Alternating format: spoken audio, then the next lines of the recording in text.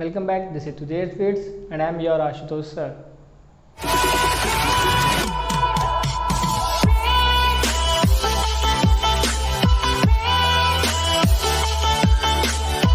तो हम पढ़ रहे थे सोनेट। पिछली वीडियो काफ़ी लंबी हो गई थी, 25 मिनट की। काफ़ी कम लोगों ने देखा, लेकिन ठीक है, 10 से 12 लोगों ने वीडियो काफ़ी देखा है। तो ये ध्यान दीजिए, अगर आप वीडियो किसी को शेयर करते हैं तो जिनको शेयर कर रहे हैं वो भी जो स्टूडेंट हो वो लिटरेचर के ही हों, ताकि उनको समझ में आए कि हम क्या पढ़ा रहे हैं। आज हमें पढ़ना है कि सोनेट कैसे इंग्लैंड गई और इंग्लैंड में किस तरह के उसके चेंजेस आए। लेकिन इस वीडियो को पढ़ने से पहले वो लोग जो अभी इस वीडियो को डायरेक्टली देख रहे हैं, जिन्होंने पहली वीडियो नहीं देखी है, पहले आप उस वीडियो को देख लीजिए। शायद आपको आई बटन में या फिर स्क्रीन पे दिख रही होगी वो वीडियो, तो आप पहले फर्स्ट पार्ट देखिए, तभी आपको ज़्यादा समझ में आएगा। So let's start. पहले हम कुछ ग्लॉसी समझ लेते हैं, क्योंकि अगेन आई से इसके बिना आगे समझ में नहीं आएगा। और पहली वीडियो में थोड़ा सा फॉल्ट हो गया था, वहाँ पे सस्टेट की जगह सस्टाइन निकल गया था। आई होप जो सेकेंड वीडियो देख रहे हैं उनको समझ में आ गया होगा। Let's start. तो पहला हमारा जो ग्लोसरी है वो है स्लेबल। तो स्लेबल क्या होता है? स्लेबल जब आप पोएम बनाते हैं तो पोएम को बनाने में या पोएम को स्ट्रक्चर करने में कई टूल्स हमें यूज़ करने पड़ते हैं। उन्हीं टूल्स में से ये सबसे स्मॉलेस्ट टूल है स्लेबल। स्लेबल डिपेंड करता है वॉवेल्स पे। आपने सुना होगा vowels, 5 vowels A E I O U. अगर इसके डीप में जाएंगे तो ये वीडियो काफ़ी लंबी हो जाएगी, कि अपने आप में एक ब्रॉड कॉन्सेप्ट है, क्योंकि आपके अकॉर्डिंग 5 वॉवेल्स होते हैं, बट जब सिलेबस को हम अकेले स्टडी करेंगे तब एक और वॉवेल जुड़ जाता है, वो है वाई। अब आप कहेंगे वाई वॉवेल तो नहीं है, लेकिन जब सिलेबल्स को हम काउंट करते हैं तो वाई भी एक सिलेबल माना जाता है, बट कब? जब उसका प्रोनाउंसिएशन इन वॉवेल्स के बेसिस पे हो। फॉर एग्जांपल, जैसे कि आपने बोला फ्राई, इसमें वॉवेल नहीं है। ये बहुत ही चला था बीच में कि बिना वॉवेल का वर्ड बताइए। फ्राई, क्राई, ड्राई, इसमें वॉवेल तो है नहीं। तो सिलेबल्स काउंट होते हैं वॉवेल्स के बेसिस पे। अब इसमें अगर वॉवेल नहीं है तो क्या ये इसमें कोई सिलेबल नहीं है? नहीं, ऐसा नहीं होता। ये जो उसमें वाई है, इसका जो प्रोनाउंसिएशन निकला, जो उच्चारण निकल रहा है आई, फ्राई, आई निकल रहा है। तो इसीलिए जब कभी वाई का प्रोनाउंसिएशन किसी भी वॉवेल्स के साउंड से सिमिलर हो, तब उसको हम लोग काउंट करते हैं एज अ वॉवेल, और तब वो एज अ सिलेबल भी काउंट होता है। एनीवे, इसको थोड़ा सा आपको समझाते हैं। सिलेबल में आपको ये ध्यान देना है, जब हम सिलेबल काउंट करते हैं, फॉर एग्जांपल अगर हमने सिलेबल काउंट करना है तो सिलेबल काउंट करने से पहले हमें 2 चीज़ पता होना चाहिए। 2 वर्ड है। तो वर्ड से समझ में आ रहा है कि स्ट्रेस जिसमें दबाव पड़े, और अनस्ट्रेस जिसमें दबाव ना पड़े। एक और समझ लीजिए, स्ट्रेस जिसमें टाइम टेकन हो वो वर्ड, उस वर्ड को प्रोनाउंस करने में हमें टाइम लगे, और अनस्ट्रेस जिसमें टाइम ना लगे, जल्द से जल्द वो प्रोनाउंसिएट हो जाए। अब एक एग्जांपल लेते हैं, जैसे कि अगेन। अगेन मीन्स हिंदी में दोबारा। अगर अगेन को मैं ऐसे लिखूं,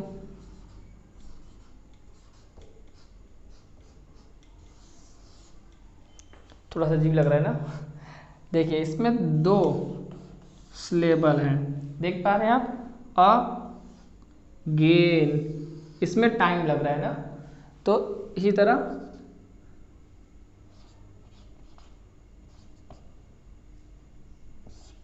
अलाइव, इसको हम लोग ऐसे लिखते हैं, लेकिन जब सिलेबिक फॉर्म में लिखना होता है तो इसको ऐसे लिखा जाता है, अ लाइव।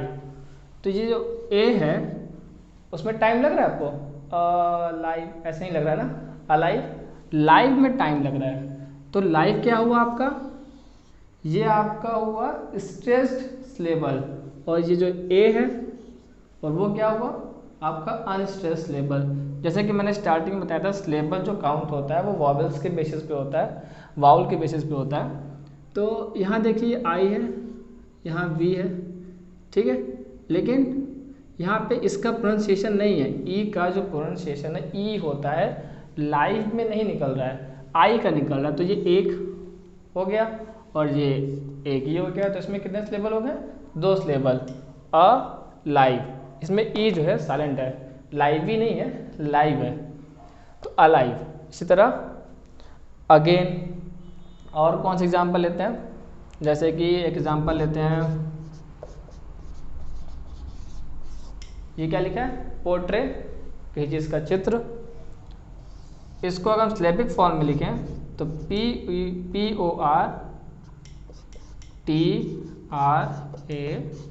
PORTRAY, तो पोर में आपको टाइम नहीं लगेगा, ये अनस्ट्रेस्ड हुआ, और ये जो ट्रे है ये क्या है?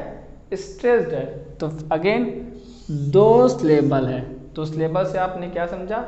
एक वर्ड जो कलेक्शन हो सकता है अनस्ट्रेस्ड या स्ट्रेस्ड स्लेबल का, तो एक वर्ड में एक स्लेबल कंपलसरी होगा ही होगा, एक से ज़्यादा भी हो सकते हैं, और या तो शुरुआत वाला स्ट्रेस्ड होगा या तो अनस्ट्रेस्ड होगा। इसी को हम लोग स्लेबल बोलते हैं। इन्हें समझ में आ गया? नेक्स्ट वर्ड क्या है? फूड। इसको रब कर लेते हैं। इससे पहले क्या पढ़ा आपने? सिलेबल। तो जब 1 और 2 यानी अनस्ट्रेस्ड या स्ट्रेस्ड, चाहे स्टार्टिंग में हो चाहे एंडिंग में हो, मैटर नहीं करता, लेकिन collection of at least 2 syllable okay is called foot. मतलब कि एक वर्ड है, आपके पास एक वर्ड है और उसमें 2 स्लेबल हैं, जैसे कि अगेन, अलाइव, वो एक क्या बनेगा? फूड बनेगा। मतलब एक फूड में आपके 2 स्लेबल होने चाहिए, कम से कम 2, ठीक है, पोएटिक वे में। अब नेक्स्ट क्या है? फीट। तो फूड का प्लूरल फॉर्म क्या हुआ? फीट। कई सारे फूड, और हर एक फूड में 2 स्लेबल, एटलीस्ट, ज़्यादा भी हो सकते हैं। तो जब कई सारे फुट होंगे उसे हम बोलेंगे फीट। अब नेक्स्ट है मीटर। मीटर क्या हुआ? मीटर आपका एक लाइन, मतलब एक पूरा अरेंज्ड लाइन जिसमें कोई ना कोई क्या हो? पैटर्न हो, अनस्ट्रेस्ड, स्ट्रेस्ड, अनस्ट्रेस्ड, स्ट्रेस्ड, या स्ट्रेस्ड और अनस्ट्रेस्ड, इस तरह के स्लेबल कह रहे हैं, स्लेबल का पूरा जो है पैटर्न मीटर कहलाता है। इसी को आगे चल के हम लोग बोलेंगे वर्ड्स। वर्ड्स हमने आपको पहली वीडियो में बताया था कि वर्ड्स मतलब एक लाइन, ऐसे एक लाइन ये लिखी है, ठीक है। अब इसको हम वर्ड्स बोलेंगे, लाइन तो बोलेंगे नहीं। अब एक वर्ड्स में कोई ना कोई मीटर होता है, मतलब उसका एक पैटर्न है कि वो किस पैटर्न पे लिखी गई है। अब उसके अंदर जाएंगे तो क्या मिलेगा आपको? फीट मिलेगा। कई सारे फीट होंगे, नहीं कई सारे फुट होंगे, और हर एक फुट में अपना एक स्लेबल होगा जो कि अनस्ट्रेस्ड होगा या तो स्ट्रेस्ड होगा। इस तरीके से हम मीटर को मेजरमेंट करते हैं। इधर समझ में आ गया? अब नेक्स्ट क्या है? आईएम। अब ये एक वो चीज़ थी आयम्बिक पेंटामीटर, जो मैंने पिछली वीडियो में कहा था कि आपको हम बाद में समझाएंगे। तो ये बहुत ही मेन है आयम्बिक पेंटामीटर, अगर आपको सोनेट को सही से समझना है तो। अब इसमें हम चलते हैं, हमें पढ़ना है आयम। आयम क्या है? एक पर्टिकुलर पैटर्न ऑफ मीटर है, मतलब कि ये एक अपना एक पैटर्न रखता है। जैसे कि आयम का जो वर्ड है, जो आयम का जो वर्ड होगा उसका जो स्लेबल होगा वो 2 पार्ट में डिवाइड होगा, 1, 2। तो 2 स्लेबल हैं। जो पहला वाला स्लेबल होगा वो कौन सा होगा? अनस्ट्रेस्ड। और जो दूसरा वाला होगा वो कौन सा होगा? स्ट्रेस्ड।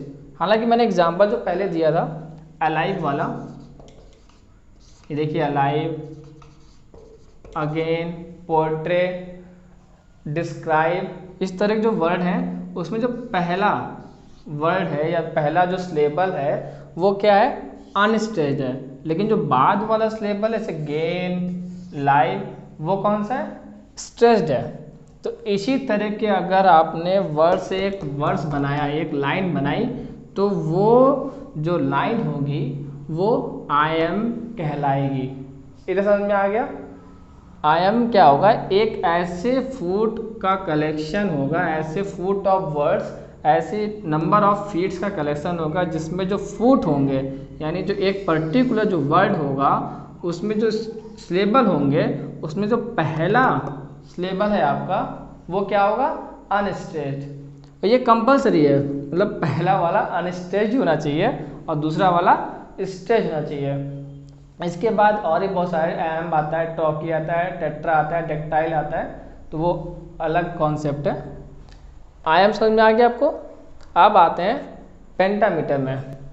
पेंटामीटर जो वर्ड निकला है लैटिन वर्ड से पेंटा मेट्रॉन, ठीक है, METRON, पेंटामेट्रॉन। पेंटा मतलब 5, मेट्रॉन मतलब मेजरमेंट, मतलब नाप, ओके, मेजरमेंट, और कितने, 5।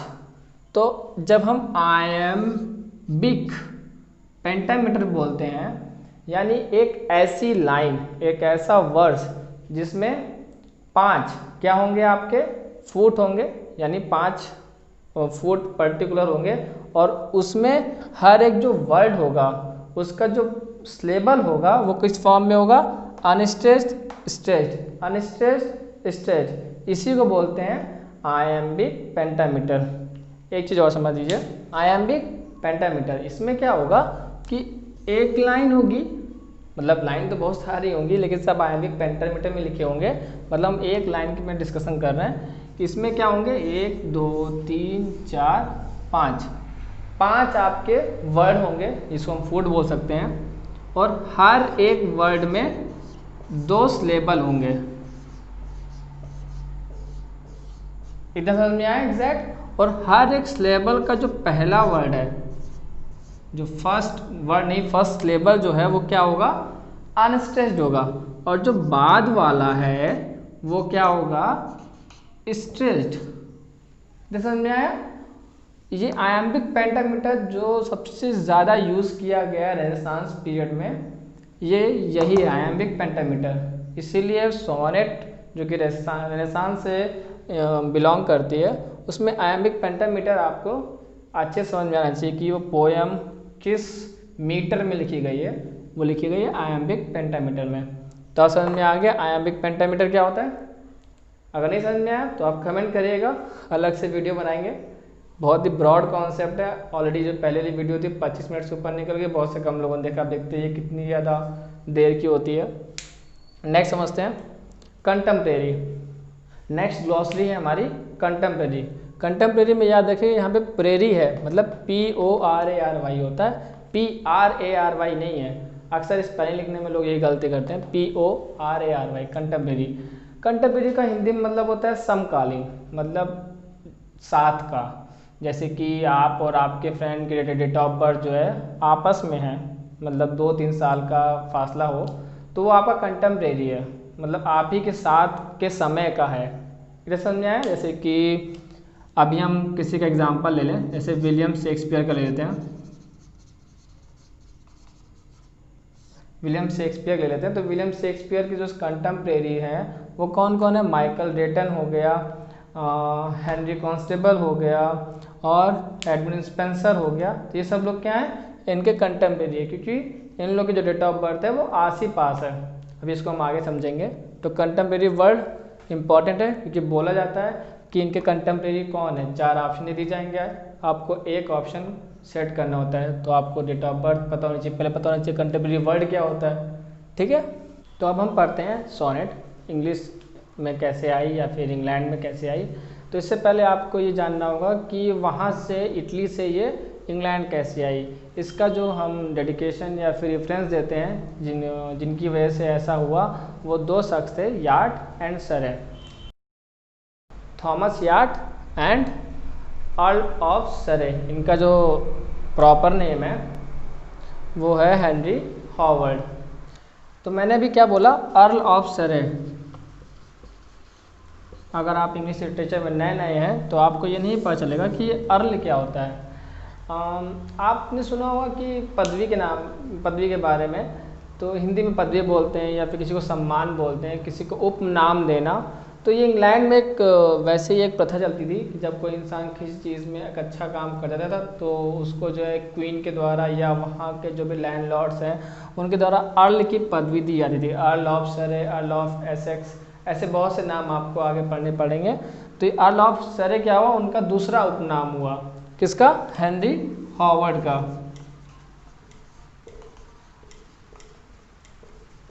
तो ये जो दो लोग थे वो वहाँ इटली गए और इटली से जाके उन्होंने इस 14 लाइन पोएम जो कि सोनेट है उससे काफ़ी इंस्पायर हुए और वापस इंग्लैंड आके उन्होंने इसको वहाँ लिखने के बारे में सोचा। जबकि थॉमस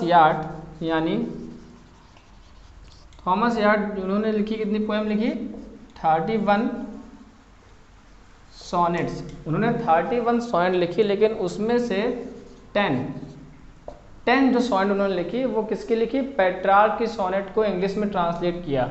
ये मेन पॉइंट है, इसको याद रखिएगा। 31 सोनेट उन्होंने खुद लिखी, लेकिन उसमें से 10 जो है उन्होंने पेट्रार्क की सोनेट को ट्रांसलेशन किया। अब इन पे आते हैं, हेनरी हॉवर्ड। इनका बहुत ही मेन, जो कि काफ़ी लोगों को नहीं पता, जैसे कि आप शेक्सपियर पढ़ेंगे, जो शेक्सपियर की राइमिंग स्कीम उन्होंने यूज़ किया वो हेनरी हॉवर्ड ने ऑलरेडी पहली बार यूज़ किया था। मतलब फर्स्ट टाइम जो राइमिंग स्कीम उन्होंने यूज़ की थी, कपलेट, जो कि कपलेट एक वर्ड आएगा, वो जो फर्स्ट टाइम आया था वो हेनरी हॉवर्ड ने अपनी सोनेट में यूज़ किया। लेकिन बाद में इस राइमिंग स्कीम को शेक्सपियर ने काफ़ी अच्छे तरीके से यूज़ किया आयमिक पेंटामीटर के ज़रिए, तो इसलिए उनका वो राइमिंग स्कीम बन गया।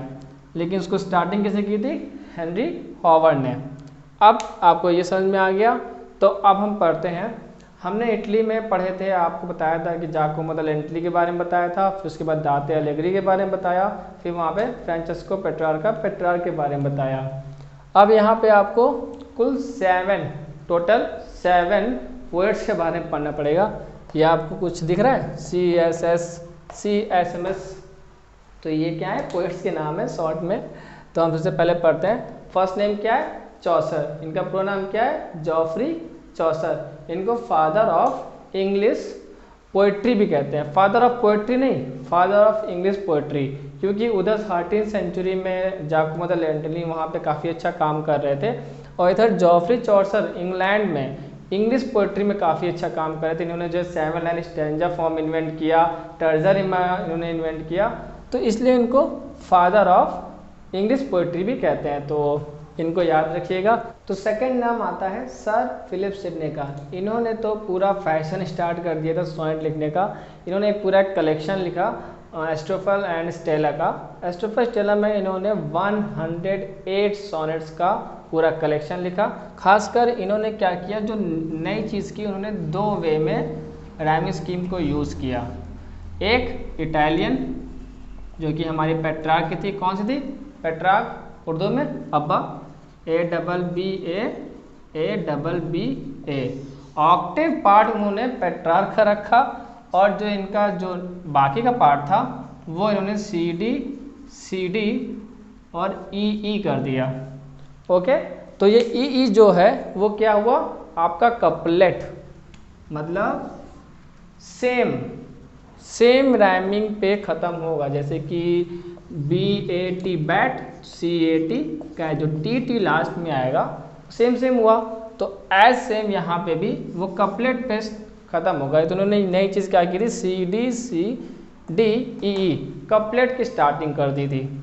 तो इसलिए सर फिलिप सिडने का फैशन कहते हैं उस समय का, कि उन्होंने फैशन स्टार्ट कर दिया सोनेट लिखने का। लेकिन इन्होंने अपनी सोनेट्स किसको डेडिकेट की थी, तो इन्होंने अपनी सोनेट डेडिकेट की थी, उनका नाम था पेनेलोपी डेवरा। आपको नोट्स में मिल जाएगा, आप नोट देखिएगा। तो डेवरेक्स नहीं लिखा है, वो आखिर में EUX है, लेकिन डेवरेक्स नहीं बोलेंगे, पेनेलोपी डेवरा। ओके, तो वो कौन थी, वो अर्ल ऑफ एसेक्स की बेटी थी। तो इनके पैट्रन ही थे वो, उनकी बेटी के ऊपर इन्होंने जो है एस्ट्रोफल एंड स्टेला उसको डेडिकेशन दिया 108 सोनेट्स का। ओके, यहाँ से आपको समझ में आया। नेक्स्ट पढ़ते हैं, ये कौन लिखा है, नेक्स्ट ऐसा है हमारे पास एडमंड स्पेंसर। अब इन्होंने क्या नहीं किया, इन्होंने फिर एक, क्योंकि हमारे सर फिलिप सिडनी ने तो स्टार्ट कर दिया था ना कलेक्शन ऑफ सोनेट देने का, इन्होंने भी अपना एक कलेक्शन दिया, उनका नाम रखा इन्होंने एमोरती, लव सॉन्ग्स। हाँ, लव सॉन्ग्स याद आया कि जब हमने आपको बताया था फर्स्ट वीडियो में कि उस समय का जो थीम था वो था प्रेस करना, एडमायर करना किंग को लेकर के। बाद में पेट्रार्क ने उसको लौरा को डेडिकेट किया, तो वहाँ से थीम में बदलाव आया। वहाँ से सोनेट्स को डेडिकेशन माना गया, desire of love, passionate of love. Then sir Philip Sidney ने भी जो है वो पेनेलोपी डेवरा को उन्होंने जो है एडमायर करते हुए अपने लव के बेसिस पे उनको डेडिकेशन दिया। तो यहाँ से थीम में बदलाव आता है सोनेट की, आगे चलेंगे और बदलाव आएगा। तो इस तरह से देखिए आपको याद रखना है कि इस तरीके से सेंचुरी बाई सेंचुरी सोनेट्स के जो है थीम में चेंजेस आते गए। हम बात कर रहे थे एमोरेtti की, तो सर फिलिप सिडनी ने स्टार्ट किया था न्यू फैशन। तो उसके बाद हमारे स्पेंसर सर ने क्या किया, एडमंड स्पेंसर ने उन्होंने एक नया कलेक्शन दिखा एमोरेtti का, जिसमें उन्होंने 88 सोनेट्स का कलेक्शन सोनेट्स का उसमें दिया था। इनके अंदर दो खास बात है। पहली इनकी राइमिंग स्कीम को इनको कहा गया इंटरलिंक्ड मतलब क्या होता है, जुड़ा होना एक दूसरे से। अभी आप राइमिंग स्कीम देखिए कहाँ लिखे हैं, A B B C C D E. अब ध्यान दीजिए इसमें क्या है, ए बी यहाँ का बी अब इधर जाएगा, बी सी अब सी जो है इधर जाएगा, सी डी और देन आखिरी में कपलेट। तो ये पूरा क्या हुआ, जुड़ा हुआ कि नहीं जुड़ा हुआ। ये बी इधर भी है, बी इधर भी, जिसे बोलते हैं इंटरलिंक। जैसे तरह की जंजीर जुड़ी होती है ना एक दूसरे से, उसी तरह ये इनका एक क्वाड्रेंट, एक दो क्वाड्रेंट, तीन क्वाड्रेंट आपस में जुड़ा हुआ था। मतलब इंडिपेंडेंट इनका राइमिंग स्कीम नहीं था, एक दूसरे से जुड़ा हुआ था। तो ये नई चीज़ इन्होंने ये लिखी थी। दूसरा, जहाँ तक मेरा रिसर्च है, ये इन्होंने जिसको डेडिकेशन दिया उससे इन्होंने शादी भी की। अब आप देख लीजिए, जहाँ तक मैंने रिसर्च किया है सोनेट्स के ऊपर, जिसने भी जिसको डेडिकेट किया उसे शादी नहीं की। जैसे कि फॉर एग्जांपल आप पेट्रार्क को ले लीजिए, लौरा डेडिकेट किया, वो उनकी वाइफ नहीं थी। दाते एलेग्री को देख लीजिए, उन्होंने बीट्रिस को डेडिकेट किया, वो तो ऑलरेडी शादीशुदा थी। अब आप सर फिलिप सिडनी को देख लीजिए, उन्होंने पेनेलोपी डेवरे को किया, उनसे भी शादी नहीं हुई उनकी। लेकिन ये इकलौते ऐसे हैं इन्होंने जिसको डेडिकेट किया उससे इनकी शादी भी हुई। वो कौन थी, एलिजाबेथ बॉयल नहीं, बलना नहीं, BOYLE ये बॉयल है, ये बोयल है, ठीक है, एलिजाबेथ बॉयल। इनको उन्होंने 88 सोनेट्स का डेडिकेशन दिया और बाद में इनकी उसे शादी भी होती है। तो आई होप आपको ये सोनेट्स का समझ में आ गया हो। तो अब नेक्स्ट चलते हैं, उससे पहले एक बार फिर से रिवाइज कर लेते हैं। पहले कौन थे, जॉफ्री चौसर, फिर sir Philip Sidney and then Edmund Spenser, और अब सी। तो ये कौन है, हेनरी कॉन्स्टेबल। अब हेनरी कॉन्स्टेबल, जैसे कि हमने बताया, सर फिलिप सिडनी ने फैशन स्टार्ट कर दिया, वही जो है एडमंड स्पेंसर ने भी जो है एमोरेtti में दिया। अब इन्होंने क्या दिया, इन्होंने 28 सोनेट्स का सीक्वेंस मतलब कलेक्शन डायना हिंदी वाला डायना नहीं, वो डायन नहीं, डायना। तो डियाना नहीं, प्रोनाउंसिएशन ध्यान दीजिएगा, डायना में उन्होंने 28 सोनेट्स का कलेक्शन दिया। हाँ, लेकिन इनका डेडिकेशन किस पे था वो अननोन है। वो लेडी जो भी रही होगी वो नोन नहीं है, कोई हमको तो नहीं मिला रिसर्च करने पे, लेकिन अननोन ही कहा जाता है। डायना तो उसमें 28 सोनेट्स थी। और एक और बात, 28 इधर और 4, क्योंकि तब तक सर फिलिप सिडनी की लगभग मुझे लगता है डेथ हो चुकी होगी, तो इन्होंने जो है सर फिलिप सिडनी सोल्स उसके ऊपर डेडिकेशन करते हुए अपॉलजी फॉर पोइट्री की कलेक्शन है, अपॉलजी फॉर पोइट्री में 4 सोनेट्स इन्होंने उसमें इंक्लूड किए। तो अब इसका खुद का अगर माना जाएगा तो डायना में 28 है, ठीक है। तो नेक्स्ट हमारे हैं, हमने कहा था पढ़ लिया, हेनरी कॉन्स्टेबल तक पढ़ लिया। इन दोनों को हमें एक साथ पढ़ना है, SM। क्यों मैं कह रहा हूँ मैं आगे बताऊँगा आपको। ये कौन है, सैमुअल डेनियल, ठीक है, और ये कौन है, माइकल ड्रेटन, ठीक है। तो सैमुअल डेनियल एंड माइकल ड्रेटन ने एक तरह का ग्राउंड अच्छा खासा बना के किसको दिया, शेक्सपियर को दिया। ठीक है, सैमुअल डेनियल ने जो कलेक्शन लिखा उस कलेक्शन नाम लिखा उन्होंने डीलिया। क्या नाम लिखा उन्होंने? डीलिया। और माइकल लेटन ने क्या दिया? Ideas apostrophe S mirror, ideas mirror.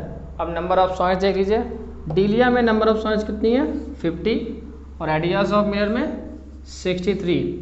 मैं रेफरेंस दूंगा माइकल डेटन की सोनेट एक है since there is no help. ये इनका काफ़ी अच्छा सोनेट है, फर्स्ट ईयर में था, अब जो कि सिलेबस में नहीं है। लेकिन माइकल डेटन की आइडियाज़ ऑफ मिरर्स में से आइडियाज़ मिरर में 63 सोनेट है, उसमें एक सोनेट का सीक्वेंस है idea since there is no help.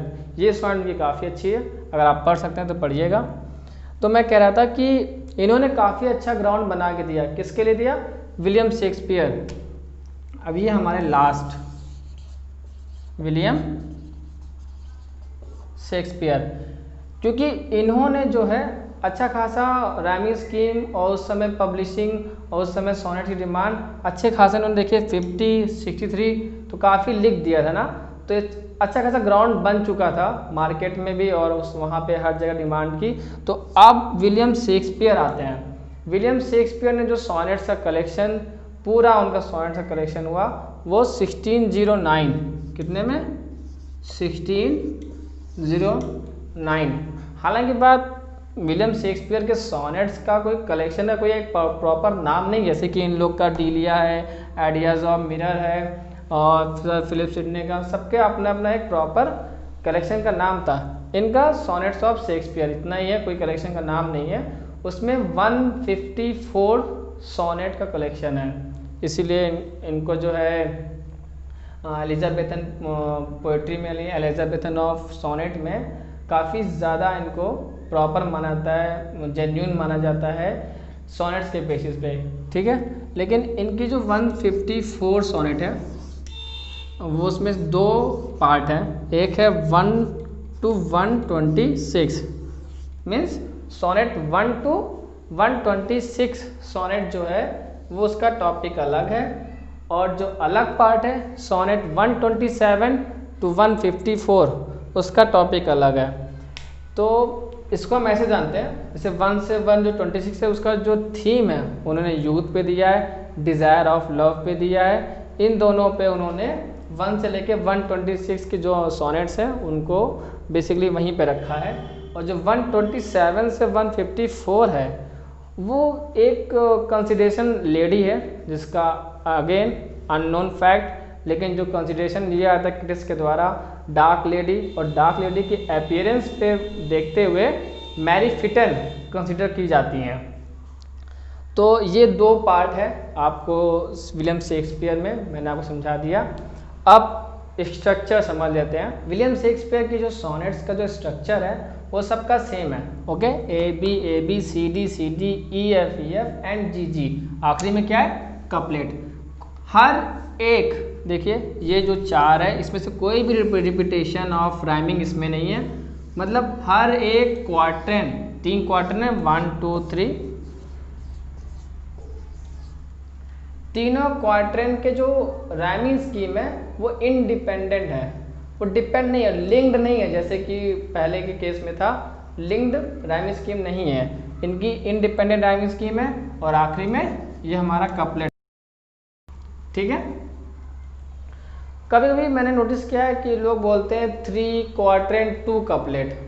ये जो 2 कपलेट वाला जो सीन है TWO, आप खुद एक बार एज्यूम करिए, आप जूते एक जोड़ी लेते हैं ना तो उसे 2 थोड़ा ना बोलते हैं, एक जोड़ी जूते में ऑलरेडी 2 पेयर होते हैं। ऐसे कपलेट में 2 हैं तो 2 कपलेट नहीं बोलना है आपको, 2 कपलेट बोलेंगे तो 4 हो जाएंगे, तो 4 4 8 4 16 हो जाएंगे, 16 लाइन की तो होती नहीं सोनेट।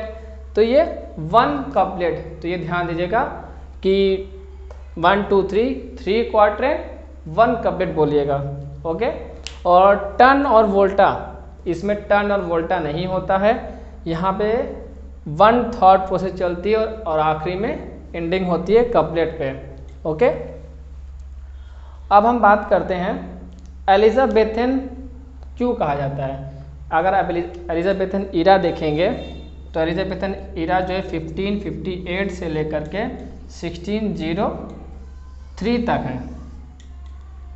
और जितने भी मैंने आपको पोएट्स यहाँ पे बताए हैं, सबकी डेट ऑफ बर्थ इनके बीच में लाया करती है, मतलब इन्हीं के बीच में सिर्फ शेक्सपियर ले लेते हैं। शेक्सपियर की डेट ऑफ बर्थ है 1564, तो 1564 ठीक इनके जो है 6 साल बाद पैदा हुए, जब वो गद्दी पे बैठ चुकी थी। और एक बात, कोई भी इरा जब जैसे किंग है या क्वीन है, उनके डेट ऑफ बर्थ से ले नहीं जाता, उनके रेन से लिया जाता है, REGIN, ओके, REIGN, उनके रेन से लिया जाता है, मतलब उनके शासन का जो समय था उससे लिया जाता है। तो एलिजाबेथ जो हमारी क्वीन एलिजाबेथ थी इंग्लैंड में, उन्होंने 1558 में गद्दी में बैठी थी और 1603 तक थी। उसके बाद उनका बेटा जेम्स फर्स्ट आया था। तो यहाँ से एलिजाबेथन इरा इसको बोलते हैं और सब लोग पोएट इसी में लाया करते हैं, इसीलिए इस समय को एलिजाबेथन इरा ही बोलते हैं, एलिजाबेथ ऑफ सोनेट बोलते हैं। और शेक्सपियर की सोनेट को शेक्सपियरियन सोनेट भी कहा जाता है। आई होप आपको सोनेट का इंग्लैंड में सफ़र पसंद आया होगा। काफ़ी मैंने कोशिश की है आपको डीपली समझाने की।